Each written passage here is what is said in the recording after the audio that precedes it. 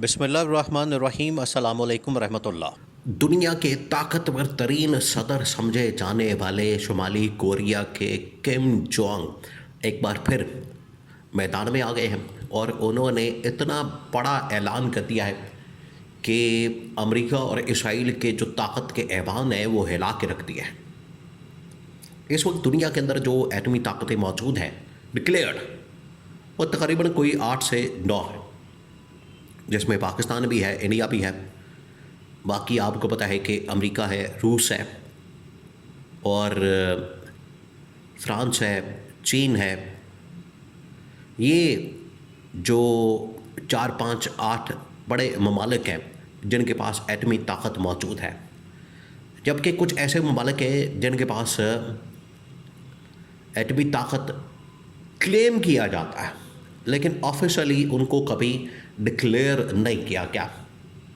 जिसके अंदर एक ईरान भी शामिल है। और इसी वजह से आप देखें कि ईरान के पीछे इस वक्त अमेरिका इसराइल पड़े हैं कि उनके मुताबिक बकौल उनके ईरान के पास एटमी सलाहियत मौजूद है, ईरान के पास एटमी ताकत मौजूद है,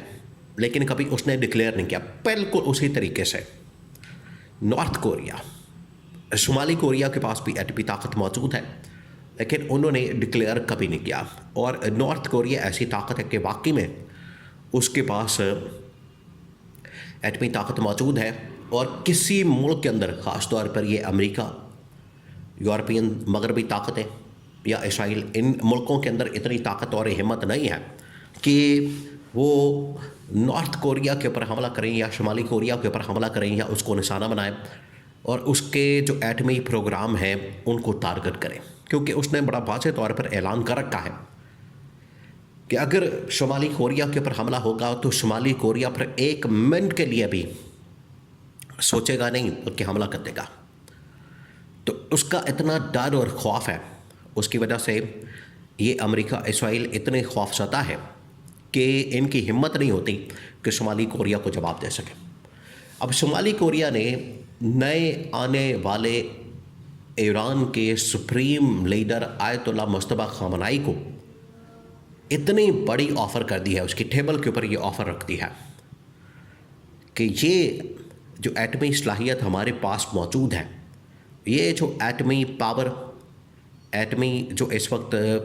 हथियार, एटम बम हमारे पास मौजूद है, ये आपकी टेबल के ऊपर मौजूद है, ये आपके लिए तैयार है। जब चाहें आप इसको इस्तेमाल करें और इसराइल और अमेरिका को सबक सिखा दें। ये उनकी जानिब से आज भी सोशल मीडिया के ऊपर किम जोंग की वीडियोस मौजूद हैं, जिसके अंदर वाज़ेह तौर पर देखा जा सकता है कि किम जोंग अपने साथ बिस्तर पे जा रहा है, बाहर पार्क पे जा रहा है, गाड़ी में कहीं जा रहा है, मुलाकात करने जा रहा है, मीटिंग कर रहा है, इजलास कर रहा है गवर्नमेंट के साथ, हुकूमत के साथ, किसी के साथ भी। जब भी कोई बड़ी मुलाकात कर रहा है तो किम जोंग के हाथ में एक बटन मौजूद है, रेड बटन, जो कि क्लेम किया जाता है कि ये असल में एटमी हथियारों का, एटम बम का उसके पास बटन है, जो कि हर वक्त वो अपने साथ रखता है कि किसी वक्त भी कोई हमला हो सकता है तो जवाबन वो उस मुल्क के ऊपर हमला कर सकते हैं। और जब से किम जोंग आया है शुमाली कोरिया के अंदर, उसके बाद किसी की हिम्मत नहीं हुई, किसी की इतनी ज़रूरत नहीं हुई कि शुमाली कोरिया को सबक सिखा सके, शुमाली कोरिया के ऊपर हमला कर सके या शुमाली कोरिया के ऊपर अटैक कर सके और शुमाली कोरिया का एटमी प्रोग्राम बंद कर सके। ईरान के तो पीछे पड़े हुए हैं और ईरान के इस तरह से पीछे पड़े हुए हैं कि हर रोज़ उनकी जानिब से डिमांड की जाती है अमेरिका इसराइल की जानिब से कि ईरान अपना एटमी प्रोग्राम बंद कर दे, हमारे साथ नेगोशिएट करे, बातचीत करे, मुकमका करे, एटमी प्रोग्राम को ख़त्म कर दे, हम एटमी प्रोग्राम के ऊपर हमारे साथ कॉम्प्रोमाइज़ कर ले, मुकमका कर ले। लास्ट टाइम तो इन्होंने एटमी प्रोग्राम के ऊपर हमला भी कर दिया, B-2 बम्बार इन्होंने उनके ज़रिए से बम्बारी की, लेकिन आज भी इन्हें ख़तरा मौजूद है। अब शुमाली कोरिया ने नए supreme leader Ayatollah Mustafa Khamenei को ये ऑफ़र कर दी है। सबसे पहले तो किम जोंग ने ईरान की हिमायत का ऐलान किया। उन्होंने कहा कि बिल्कुल ईरान एक खुद मुख्तार मुल्क है, ईरान एक खुददार मुल्क है, ईरान एक ऐसा मुल्क है जिसकी ज़रूरत को, हिम्मत को सलाम है कि उन्होंने